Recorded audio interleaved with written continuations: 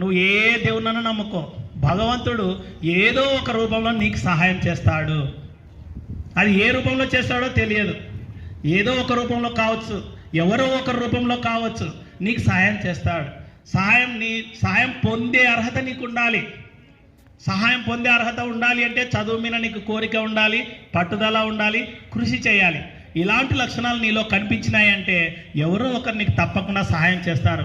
నా వద్ద డబ్బు లేదు, నేను చదువులో వెనకబడతాను అని అనుకోవద్దండి. ఎవరో ఒకరి ద్వారా భగవంతుడు నీకు సాయం చేస్తాడు, నువ్వు తప్పకుండా సక్సెస్ అవుతావు. అయితే ఎవరైనా నీకు సాయం చేయాలంటే ముందు నీలో ఈ లక్షణాలు ఉండాలి. ఆ లక్షణాలు ఎక్కడి వరకు ఉండాలి?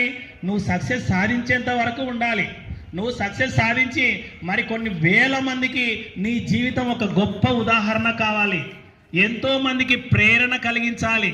ప్రేరణ కలిగించేలాగా నువ్వు చదవాలి, ఎదగాలి, అందరికీ ఆదర్శంగా నిలవాలి. అలాంటి జీవితం మీరు గడపాలి. అప్పుడు నీకు భగవంతుడు ఏదో ఒక రూపంలో సాయం చేస్తాడు, నువ్వు అనుకున్నది సాధిస్తావు.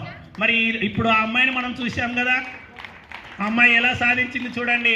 పేదరికంతో నేను చదువుకోలేను అనుకొని ఊరికే ఉండింటే ఆ అమ్మాయి ఈరోజు ఎస్పీ అయ్యేది కాదు. మరి ఎస్పీ పోస్ట్ అంటే జిల్లాకు పోలీసులందరికీ కొన్ని వేల మంది పోలీసులకు హెడ్ ఆమె, వేల మంది పోలీసులకు.